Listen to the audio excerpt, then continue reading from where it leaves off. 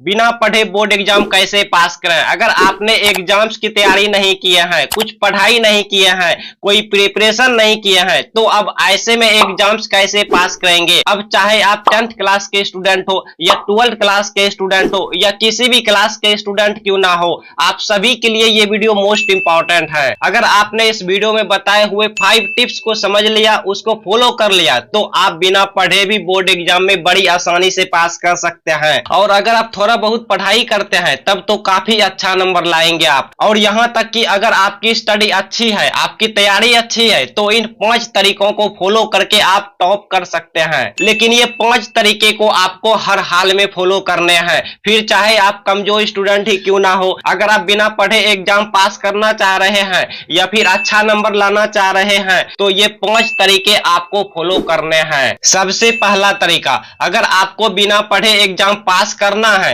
तो सबसे पहला तरीका है कि जितने समय बचे हैं उसमें अपनी हैंडराइटिंग सुधारें। देखिए, एग्जाम से पहले आपके पास जितना भी दिन समय बचे हुए हैं, टाइम बचे हुए हैं, इस टाइम में अपनी हैंडराइटिंग को सुधारने का प्रयास करें। यह बिना पढ़े एग्जाम पास करने का सबसे पहला और सबसे महत्वपूर्ण पॉइंट है। अब आप कहेंगे कि हैंडराइटिंग को हम सुधारें कैसे, तो इसके लिए क्या करना है। तो देखिए, इसके लिए रोजाना आपको 3 से 4 पन्ना यानी 3 से 4 पेज लिखना होगा। और लिखते टाइम सभी वर्ड के बीच एक एक पेन की गैप स्पेस बनाकर लिखते जाना है, कुछ इस तरीके से जैसे हम आपको यहाँ पे स्क्रीन पे दिखा रहे हैं। और इसके लिए बेहतर तो यह है कि अपने कोर्स की किताबों को देखकर लिखिए। जो आपका सिलेबस है, जो आपका कोर्स है, जो आपका क्लास है, उसी की किताबें लें और उसे आप देख देख कर अपने कॉपी पर लिखिए। इससे होगा क्या, आपको अपने सिलेबस या कोर्स से कुछ क्वेश्चन भी याद हो जाएंगे। देखिए, एग्जामिनर पर अच्छा प्रभाव डालना है, अच्छा इंप्रेशन डालना है। कॉपी चेक करने वाले टीचर को यह एहसास नहीं होने देना है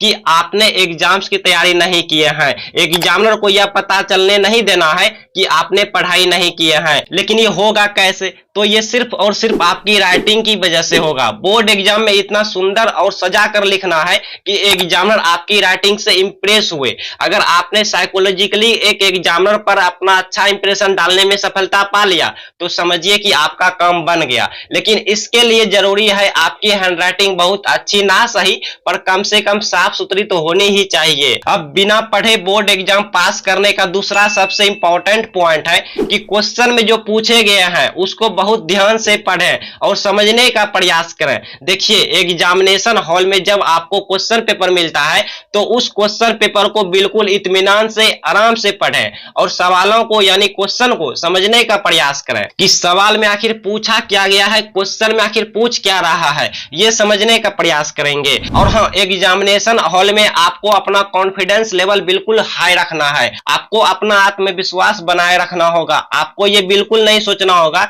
कि मैंने कुछ नहीं पढ़ा तो कैसे एग्जाम दें। कई बच्चे तो ऐसे भी होते हैं कि एग्जामिनेशन हॉल में जाते ही घबरा जाते हैं और फिर घबराहट में उनकी धड़कन तेज हो जाती है। लेकिन आपको ऐसा बिल्कुल भी नहीं करना है। आपको रिलैक्स होकर अपना क्वेश्चन पेपर पढ़ना है। याद रखिए कि आप अकेले नहीं हैं जिन्होंने कुछ नहीं पढ़ा, बल्कि ऐसे लाखों छात्र हैं जो पढ़ने में आपसे भी काफी ज्यादा पीछे हैं, लेकिन फिर भी वो आपके साथ एग्जाम बैठक दे रहे होते हैं। तो आपको बिल्कुल भी घबराना नहीं है, अपना कॉन्फिडेंस लेवल हाई रखना है। अच्छा, बिना पढ़े एग्जाम पास करने का तीसरा सबसे इंपॉर्टेंट पॉइंट है, जब आपको कुछ आता ही नहीं तो आप सवाल का जवाब देंगे कैसे। तो सवालों का जवाब देने का तरीका मैं आपको बताने जा रहा हूं। जब कुछ भी ना आए एग्जाम में, तो इसके लिए सबसे पहले उस क्वेश्चन को पढ़ें जिनका उत्तर आप लिखने जा रहे हैं, जिनका जवाब आप लिखने जा रहे हैं, उसे समझने का प्रयास करें। देखिए, क्वेश्चन में जिन शब्दों का प्रयास हुआ हो उनका अर्थ समझने का प्रयास करें। इससे होगा क्या कि आपको आंसर लिखने का आइडियाज मिल जाएंगे। अगर आपने क्वेश्चन को समझ लिया कि उनमें क्या पूछ रहा है, तो आपकी आधी समस्या वहीं पर सॉल्व हो गई। अब उस क्वेश्चन में जो पूछे गए हैं उसके बारे में आप जो भी जानते हैं, जितना भी जानते हैं, जैसे भी जानते हैं, उन बातों को अपने शब्दों में लिख डालना है। और कई क्वेश्चन तो ऐसे भी होते हैं कि जिसका आंसर खुद क्वेश्चन में ही छुपा रहता है। बस जरूरत होती है उस क्वेश्चन को समझने की, उसका अर्थ, उसका मीनिंग समझने की। और हाँ, उस क्वेश्चन में जिन शब्दों का प्रयास हुआ हो उन शब्दों का, उन वर्ड का मीनिंग समझने की जरूरत होती है। जैसे कि आप एक एग्जाम्पल के द्वारा समझ सकते हैं कि मान लीजिए एक सवाल सवाल है, बहुराष्ट्रीय कंपनी किसे कहते हैं, मल्टीनेशनल कंपनी किसे कहते हैं। अब यहाँ पर अगर आपको बहुराष्ट्रीय शब्द का अर्थ पता हो तो बड़े आराम से आप इस क्वेश्चन का आंसर लिख सकते हैं। बहुराष्ट्रीय शब्द बना है दो शब्दों से, एक तो बहु और एक राष्ट्रीय। बहु का अर्थ होता है बहुत सारा और राष्ट्रीय का अर्थ है राष्ट्रों वाला, देशों वाला, और कंपनी का अर्थ तो आपको पता ही होगा। तो इस आधार पर अब इस प्रश्न का, इस क्वेश्चन का आंसर आप लिख सकते हैं कि एक ऐसी कंपनी जो एक ही साथ विश्व के कई देशों में अपना व्यापार व्यवसाय चलाती हो, उस कंपनी को ही बहुराष्ट्रीय कंपनी कहते हैं। जैसे कि आपको उन शब्दों के अर्थ समझना है, उसके बारे में आपको जो भी पता है, जैसे भी पता है, जितना भी पता है उसको लिखना है। अब देखिए, बिना पढ़े बोर्ड एग्जाम पास करने का 4th पॉइंट है, चौथा पॉइंट है, आपको सभी सवालों का जवाब देना है। अब आप सोच रहे होंगे कि हमको याद ही नहीं है तो हम सभी सवाल का जवाब कैसे देंगे। तो मैं आपको बता दूं कि आप 10th का बोर्ड एग्जाम दे रहे हैं या 12th का बोर्ड एग्जाम दे रहे हैं या किसी भी बोर्ड का एग्जाम्स दे रहे हैं, हर बोर्ड एग्जाम में स्टेप मार्किंग की व्यवस्था होती है और स्टेप मार्किंग में आपके लिखे हुए एक एक वर्ड का नंबर मिल सकता है। इसलिए आपको चाहे जवाब आते हो या ना आते हो, फिर भी कोशिश करना है सभी क्वेश्चन का आंसर देने की, सभी सवालों का जवाब देने की। मतलब आपको जितना भी पता है, जैसे भी पता है, जो भी पता है उसे लिखना है,